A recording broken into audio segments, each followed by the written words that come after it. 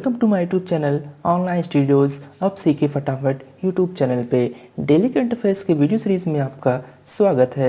आज है 17 मार्च 2021। 17 मार्च 2021 से करंट अफेयर्स के जितने भी इंपॉर्टेंट क्वेश्चन बनते हैं हम इस वीडियो में डिस्कस करेंगे। चलिए वीडियो स्टार्ट करते हैं। आज का पहला इंपॉर्टेंट क्वेश्चन है, हाल ही में किस राज्य के एक किसान ने सौर कार का निर्माण किया है? इसका सही आंसर है ऑप्शन नंबर बी, उड़ीसा। बात करें, उड़ीसा के एक किसान ने सौर ऊर्जा से चलने वाली बैटरी से एक इलेक्ट्रिक 4 व्हीलर कार का निर्माण कर सोशल मीडिया पर लोगों का ध्यान आकर्षित किया। उड़ीसा के मयूरभंज जिले के सुशील अग्रवाल ने 850 वाट की मोटर और 100 एम्पियर बटा 54 वोल्ट की बैटरी से चलने वाले 4 पहिया वाहन का निर्माण किया है। पूरी तरह से चार्ज होने के बाद वाहन 300 किलोमीटर तक की यात्रा कर सकता है। उन्होंने बताया कि उन्होंने इस कार को कोविड-19 लॉकडाउन के दौरान अपने घर पर एक वर्कशॉप के अंदर बनाया है। चलिए अब आपको इमेज में दिखाते हैं। ये आपको इमेज में दिखाई दे रहा है, ये है सोलर से चलने वाला कार। चलिए चलते हैं, आपको उड़ीसा के बारे में बातें हैं। उड़ीसा का गठन 1 अप्रैल 1936 को हुआ था। वर्तमान मुख्यमंत्री हैं श्री नवीन पटनायक जी, जो कि आपको इमेज में दिखाई दे रहे हैं। बात करें, governor professor Ganeshi Lal ji. Capital Bhubaneswar. First CM Harekrushna Mehta. First governor sir John Austen Hubback ji. Lok Sabha seat 21, Rajya Sabha seat 10, total district है 30। लार्जेस्ट सॉल्ट लेक चिलिका जो कि उड़ीसा में है। उड़ीसा का हाईकोर्ट उड़ीसा में है। Chief justice doctor S Muralidhar ji. चलिए आपको मैप में दिखाते हैं, ये मैप में उड़ीसा। अगले क्वेश्चन पे जाने से पहले अगर ये वीडियो आपको पसंद आ रही हो तो लाइक और शेयर ज़रूर कर दें। साथ ही में हमारे Telegram channel PK smart study को भी ज्वाइन कर लें, वहाँ आपको सारे पीडीएफ एक साथ मिल जाएंगे।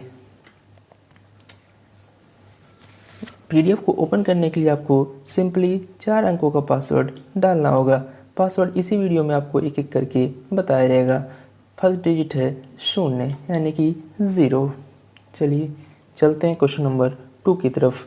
किस भारतीय निकाय ने India fintech a USD 100 billion opportunity report जारी की है? इसका सही answer option number B, FICCI.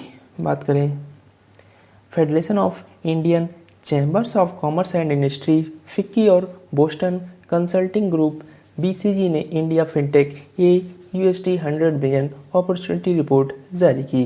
Bharat K fintech उद्योग का कुल मूल्य 50 से 60 बिलियन अमेरिकी डॉलर है। इस रिपोर्ट में 2025 तक फिनटेक इंडस्ट्री का मूल्य 150 से 160 बिलियन डॉलर होने का अनुमान लगाया गया है। चलिए चलते हैं क्वेश्चन नंबर 3 की तरफ। हाल ही में किस पूर्व बॉक्सिंग चैंपियन का निधन हो गया? इसका सही answer option number C, Marvin Hagler. बात करें, पूर्व निर्विवाद मिडिलवेट मुक्केबाजी के दिग्गज मार्विन हैगलर का निधन हो गया। अमेरिकी दिग्गज हैगलर ने 1980 से 1987 तक निर्विवाद मिडिलवेट चैंपियन के रूप में राज किया। उन्हें 1993 में international boxing hall of fame और world boxing hall of fame में शामिल किया गया था। चलिए आपको इमेज में दिखाते हैं, ये आपको इमेज में दिखाई दे रहे हैं, ये थे मार्विन हैगलर। चलिए चलते हैं क्वेश्चन नंबर 4 की तरफ। हाल ही में भारतीय नौसैनिक जहाज जलाश्व यानी INS जलाश्व 14 मार्च 2021 को किस देश के अंजुआन बंदरगाह पर पहुंचा है? इसका सही answer option number B, Comoros. बात करें, भारतीय नौसेना जहाज जलाश्व 14 मार्च 2021 को कोमोरोस के अंजुआन बंदरगाह पर पहुंचा। यह जहाज 1000 मीट्रिक टन चावल की खेप ले गया। खाद्य सहायता के रूप में 1000 मीट्रिक टन चावल की इस खेप को भारत के उपराष्ट्रपति वेंकैया नायडू द्वारा अक्टूबर 2019 के महीने में अपने कोमोरोस दौरे के दौरान किए गए वादे के आलोक में कोमोरोस को रवाना किया गया था। बात करें भारत मेडागास्कर सहयोग की, तो कोमोरोस को खेप सौंपने के बाद INS जलाश्व एहाला के बंदरगाह की यात्रा करेगा, ताकि 1000 मीट्रिक टन चावल और HCQ की 1 लाख टैबलेट की एक और खेप पहुंचाई जा सके। यह खेप भारत के विदेश मंत्री एस जयशंकर के वादे के अनुसार पहुंचाई जाएगी। चलिए चलते हैं क्वेश्चन नंबर 5 की तरफ। किस महासागर में पहली जीनोम मैपिंग परियोजना शुरू होगी? इसका सही answer option number A, Hind महासागर।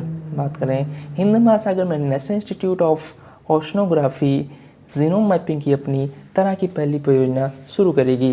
हिंद महासागर में पृथ्वी की पानी की सतह का लगभग 20% हिस्सा है, इसलिए यह दुनिया का तीसरा सबसे बड़ा जल क्षेत्र है।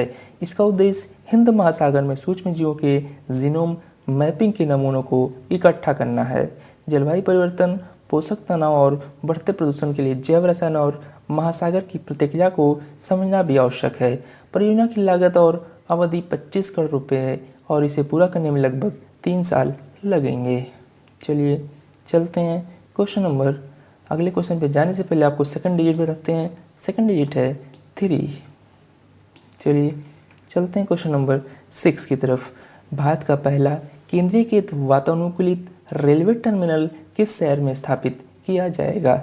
ऑप्शन है बेंगलुरु, यानी कि सही answer option number A, Bengaluru. बात करें बेंगलुरु में भारत का पहला केंद्रीकृत वातानुकूलित रेलवे टर्मिनल जल्दी चालू होने वाला है। इसका नाम महान civil engineer Bharat Ratna sir M Visvesvaraya के नाम पर रखा गया है। इस नए कोच टर्मिनल को शहर के बैयप्पनहल्ली में बनाया जाएगा और इसे 314 करोड़ रुपए की अनुमानित लागत से बनाया जाएगा। चलिए चलते हैं क्वेश्चन नंबर 7 की तरफ। विश्व स्वास्थ्य संगठन WHO ने किस अमेरिकी दवा कंपनी की सिंगल डोज कोरोना वैक्सीन के आपातकालीन इस्तेमाल को मंजूरी दे दी है? इसका सही answer option number D, Johnson and Johnson. विश्व स्वास्थ्य संगठन यानी WHO ने 12 मार्च 2021 को अमेरिकी दवा कंपनी जॉनसन एंड जॉनसन की सिंगल डोज को कोरोना वैक्सीन के इमरजेंसी इस्तेमाल को मंजूरी दे दी। WHO की मंजूरी के बाद इस वैक्सीन को अब अंतर्राष्ट्रीय कोवैक्स मुहिम के तहत करीब देशों को सप्लाई किया जा सकता है जिन तक अभी तक कोई वैक्सीन नहीं पहुंची है। चलिए अब आपको WHO के बारे में बातें हैं। WHO का full form world health organisation. इसकी स्थापना 7 अप्रैल 1948 को हुई थी। Headquarter Geneva, Switzerland. Director general doctor Tedros Adhanom Ghebreyesus, जो कि आपको इमेज में दिखाई दे रहे हैं। चलिए चलते हैं क्वेश्चन नंबर 8 की तरफ। स्विट्जरलैंड के बाद अब किस देश ने बुर्का पहनने पर प्रतिबंध लगाने का फैसला किया है? इसका सही answer option number A, Sri Lanka. Switzerland के बाद श्रीलंका ने भी बुर्का पहनने पर प्रतिबंध लगाने का फैसला लिया है। इसके साथ ही देश भर में 1000 से ज़्यादा इस्लामिक स्कूलों को भी बंद करने की तैयारी है। पब्लिक सिक्योरिटी मंत्री शरद वीरशेखर ने एक प्रेस कॉन्फ्रेंस में बताया कि राष्ट्रीय सुरक्षा के लिहाज से बुर्का पहनने पर बैन लगाया गया है। 2019 में ईस्टर पर चर्च और होटलों पर हुए आतंकी हमले के बाद बौद्ध धर्म को मानने वाले इस देश ने बुर्का पहनने पर अस्थायी रूप से रोक लगा दी थी। चलिए अब आपको श्रीलंका के बारे में बातें हैं। श्रीलंका की कैपिटल है श्री जयवर्धनेपुरकोट्टे और कोलंबो। बात करें इसके प्रेसिडेंट हैं गोतबाया राजपक्षे जी। प्राइम मिनिस्टर है महिंदा राजपक्षे, जो कि आपको इमेज में दिखाई दे रहे हैं। बात करें करेंसी की तो श्रीलंकन रुपी। इंडिपेंडेंस डे 4 फरवरी। बिगेस्ट लेक है काला वेबर रिजर्वियर। बात करें श्रीलंका के नेशनल गेम की तो volleyball, bird jungle fowl, flower water lily.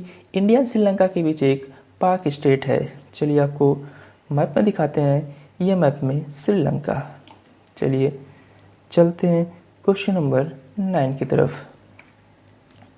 भारतीय रेलवे की नई पार्सल प्रबंधन प्रणाली यानी कि पार्सल मैनेजमेंट सिस्टम को अब कितने स्थानों पर विस्तारित किया जाएगा? इसका सही आंसर ऑप्शन नंबर बी, 523। बात करें भारतीय रेलवे की नई पार्सल प्रबंधन प्रणाली को अब 523 स्थानों पर विस्तारित किया जाएगा। पहले यह व्यवस्था केवल 84 स्थानों पर थी। मुख्य पॉइंट की बात करें तो भारतीय रेलवे के बयान के अनुसार छोटे शहरों और कस्बों में छोटे व्यवसाय और व्यापारी इन सेवाओं का उपयोग बड़े शहरों और उत्पादन केंद्रों से अपने सामान को एक ऐसे स्थान पर ले जाने के लिए कर रहे हैं जहां व्यापार तेज, विश्वसनीय और सस्ता है। इसके तहत पार्सल पर वस्तु के वजन और वॉल्यूम के आधार पर शुल्क लगाया जाता है। बात करें भारतीय रेलवे के वर्तमान रेल मंत्री हैं पीयूष गोयल जी और वीके यादव जी CEO हैं। चलिए चलते हैं क्वेश्चन नंबर 10 की तरफ। राष्ट्रीय टीकाकरण दिवस कब मनाया गया? इसका सही आंसर ऑप्शन नंबर बी, 16 मार्च को। पूरे राष्ट्र को टीकाकरण का महत्व समझाने के लिए भारत में हर साल 16 मार्च को राष्ट्रीय टीकाकरण दिवस, जिसे राष्ट्रीय प्रतिरक्षण दिवस यानी नेशनल ह्यूमनाइजेशन डे भी कहा जाता है, मनाया गया। राष्ट्रीय टीकाकरण दिवस मनाने के पीछे मुख्य उद्देश्य सभी लोगों को पोलियो के खिलाफ जागरूक करने और दुनिया से इसे पूरी तरह से मिटाने का प्रयास करना है। 2021 में राष्ट्रीय टीकाकरण दिवस महत्वपूर्ण है क्योंकि देश ने अपना सबसे बड़ा कोविड-19 टीकाकरण कार्यक्रम शुरू किया है। चलिए चलते हैं, आपको थर्ड डिजिट नोट कराते हैं। थर्ड डिजिट है 1। चलते हैं क्वेश्चन नंबर 11 की तरफ। जापान और किस देश ने भूरे कोयले से हाइड्रोजन का उत्पादन शुरू किया है? इसका सही answer option number C, Australia. जापानी ऑस्ट्रेलियाई उद्यम ने भूरे कोयले से हाइड्रोजन का उत्पादन शुरू किया है। जापान और ऑस्ट्रेलिया ने $500 बिलियन के इस पायलट प्रोजेक्ट के लिए सहयोग किया है। इसका उद्देश्य यह दिखाना है कि तरलीकृत हाइड्रोजन का व्यावसायिक रूप से उत्पादन किया जा सकता है और इसे विदेशों में सुरक्षित रूप से निर्यात भी किया जा सकता है। दोनों देशों ने तरलीकृत हाइड्रोजन के लिए पहली अंतर्राष्ट्रीय आपूर्ति श्रृंखला बनाने की योजना बनाई है। चलिए अब आपको ऑस्ट्रेलिया के बारे में बातें हैं। ऑस्ट्रेलिया की कैपिटल है कैनबरा। प्रेसिडेंट है स्कॉट मॉरिसन, जो कि आपको इमेज में दिखाई दे रहे हैं। Currency Australian dollar. नेशनल 26 जनवरी हाईएस्ट माउंटेन अमाउंट कोशिश को बात करें। ऑस्ट्रेलिया को गेम्स ऑफ कैपिटल भी कहा जाता है। नेशनल गेम है क्रिकेट। बर्ड ईमू। फ्लावर है एकाकाई पाइकनाता। नेशनल एनिमल है कंगारू। चलिए आपको मैप में दिखाते हैं, ये मैप में ऑस्ट्रेलिया। चलिए चलते हैं क्वेश्चन नंबर 12 की तरफ। हाल ही में किस मंत्रालय ने पर्यटक वाहन ऑपरेटरों के लिए एक नई योजना की घोषणा की है? इसका सही answer option number B, ministry of road transport and highways यानी कि सड़क परिवहन और राजमार्ग मंत्रालय। बात करें, सड़क परिवहन और राजमार्ग मंत्रालय ने पर्यटक वाहन ऑपरेटरों के लिए एक नई योजना की घोषणा की। इसके तहत कोई भी पर्यटक वाहन ऑपरेटर ऑनलाइन मोड के माध्यम से अखिल भारतीय पर्यटक प्राधिकरण और परमिट यानी कि all India tourist authorization and permit के लिए आवेदन कर सकता है। नियमों के नए सेट को अखिल भारतीय पर्यटन वाहन प्राधिकरण और परमिट नियम 2021 के रूप में जाना जाएगा और यह 1 अप्रैल 2021 से लागू होगा।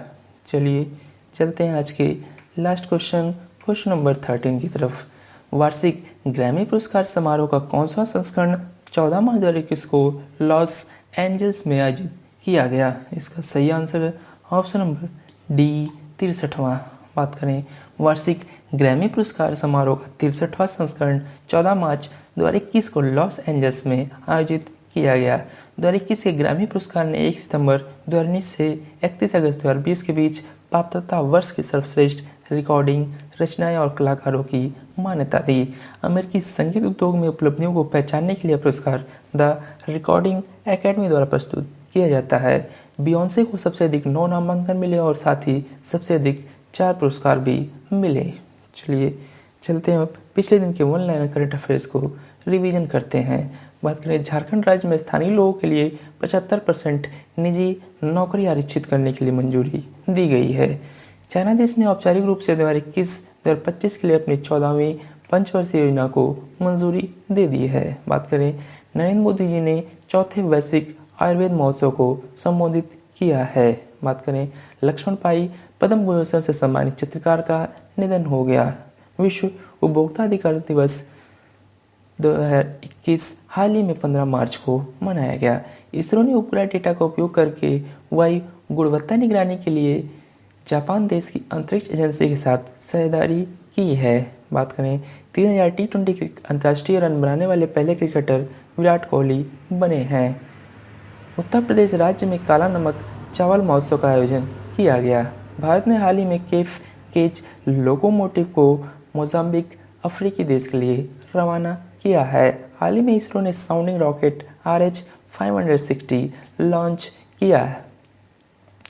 चलिए चलते हैं आंसर ऑफ एस्टरडे क्वेश्चन की तरफ। हाल ही में किस केंद्र शासित प्रदेश ने सुपर 75 छात्रवृत्ति योजना शुरू की है? इसका सही आंसर था ऑप्शन नंबर डी, झारखंड। चलिए चलते हैं क्वेश्चन नंबर 2। किस टेक्नोलॉजी कंपनी ने भारत में women will web platform launch किया? इसका सही आंसर था ऑप्शन नंबर सी, गूगल। चलिए चलते हैं क्वेश्चन ऑफ द डे की तरफ।